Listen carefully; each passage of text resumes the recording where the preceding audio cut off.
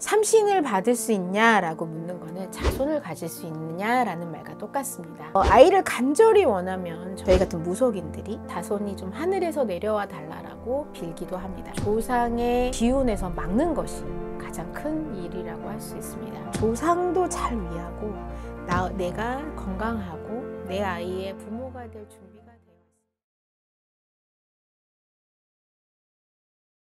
선생님 안녕하세요. 안녕하세요. 요즘 손님들이 와주시면요, 자손을 갖고 싶은데 못 갖고 아이들을 기다리시는 부부분들이 많이 오세요. 삼신을 받을 수 있냐라고 묻는 거는 자손을 가질 수 있느냐라는 말과 똑같습니다. 우리 여성분들이 삼신을 받고 부부가 받아야 삼신 할머니가 점지해 주셔서 자손이 생길 수 있잖아요. 이 삼신을 받는다는 건 나이에 한계가 있어요. 이 나이가요, 43살까지, 여인이 43살 전까지만이 삼신할머니를 받아주실 수 있습니다.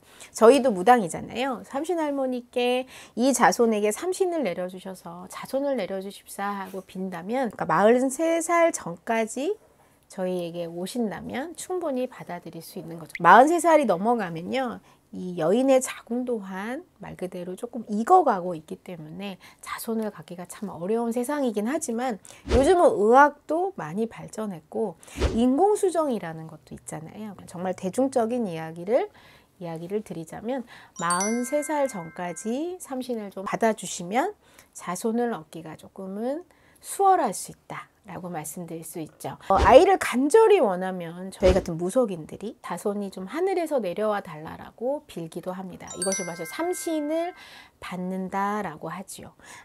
이 삼신이 막혀서 자손을 못 갖는 이유 중에 여러 가지가 있을 텐데요.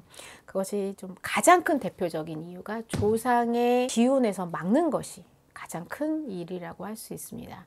삼신할머니께서 아무리 자손을 이 부부에게 안겨주고 싶어도 조상에서 막아버리면 이 자손 나비를 허락을 해주시지 않기 때문에 자손을 낳지 못하거나 아이가 늦어지거나 하는 기운들이 있습니다. 자, 근데 또 하나의 특징이 자손이 없는 이유가요, 내가 원하든 원하지 않았어든 뱃속에 아이가 있었을 때 그 아이를 놓치거나 잃어버리거나 정말 그랬다면 이 여인에게 삼신 부정살이 들어와 있다는 겁니다. 만약에 내가 정말 자손이 간절히 원하고 삼신을 받고 싶으시면 어느 바람에서 어디서 막혔는지 상의를 좀 해보시는 것도 나쁘지 않겠습니다. 예전에 그거 아세요? 자손을 원하면 말 그대로 이렇게 부처님 코도 깎아 먹었다라는 이야기 들으신 적 있으세요? 막 진짜 그런 비방 아닌 비법 아닌 것들을 하시는데, 그 정도로 간절히 원해야만이 삼신의 할머니가 허락을 해주시기도 하거든요. 정말 자손을 원하고 간절히 원하는 이 모든 집안에서 자손들이 잘 태어났으면 하는 바람이기도 해요. 여인의 집안에 시집온 집안의 남자분 쪽에서 받들지 않고 뭐 제사도 안 하고 산도 뭐 그냥 막 건드려 버리고 팔아버리고 여러 가지 풍파가 있으면 여인들의 자궁을 약하게 해서 말 그대로 종손이 태어나지 못하게 막는 바람이 가장 크다고 말씀드릴 수 있어요. 그래서 어떤 일 때문에 이렇게 아이가 생기지 않는지에 대해서도 좀 상의가 필요하기도 합니다. 여러 가지 부정이 있지만 삼신 부정이 꼈을 때는 자손이 생기기가 조금 어렵다고 볼 수 있죠. 말 그대로 결혼을 하고 아이를 준비를 하는 것도 정말 가장 큰 중요함이기도 하죠. 그렇지만 부모가 될 준비가 되어 있을 때 삼신 할머니께서도 주시기도 합니다. 아무런 준비가 되어 있지 않은데 내가 아무리 젊다고 해서, 내가 아무리 결혼만 했다고 해서 자손을 허락해 주시지는 않으거든요. 조상도 잘 위하고 내가 건강하고 내 아이의 부모가 될 준비가 되어 있을 때 삼신할머니가 점지해 드린다고 말씀드릴 수 있어요.